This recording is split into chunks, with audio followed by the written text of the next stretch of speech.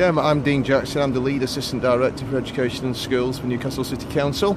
Okay, and we've just published the Education Annual Report. Can you first off tell us, what is the Council's role on education in the city?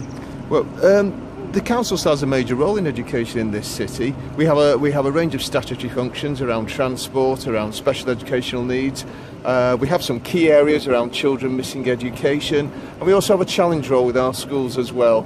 Whereas school improvement is very much in the hands of head teachers, our role is to challenge schools to have the very high standards for children in the city, children and young people in this city. Excellent. And could you touch on some of the highlights in the report? Highlights for me include the performance of our primary schools last year, which was a big improvement on last year, now well above the national average in writing, in reading, in mathematics, and within that the performance of our youngest children, our 4 and 5 year olds, has continued to improve year on year. Children in this city are getting a good start to their educational life.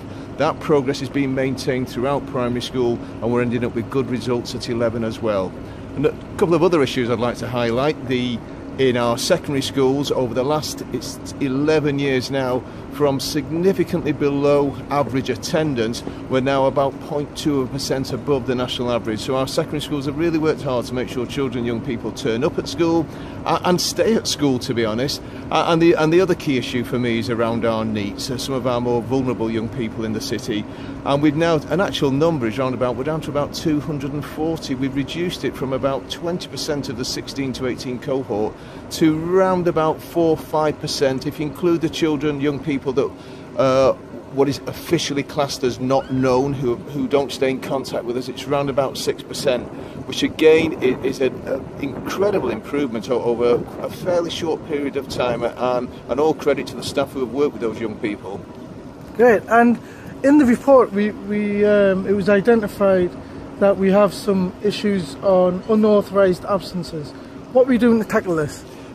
Unauthorised absence, well, people will be very aware of the court case last week on the Isle of Wight, where we were very pleased with the outcome that said it would be an unauthorised absence if young people were taken on holiday.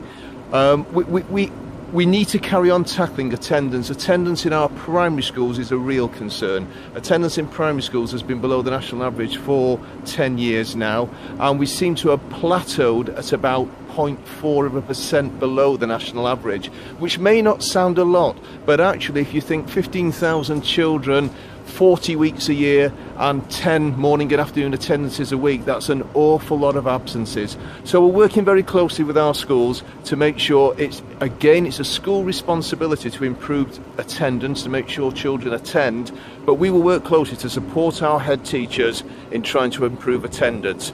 And we would strongly urge them not to authorise any absence that they're uncomfortable with, including holidays, in talking to parents and trying to engage children and give incentives for young people to come to school.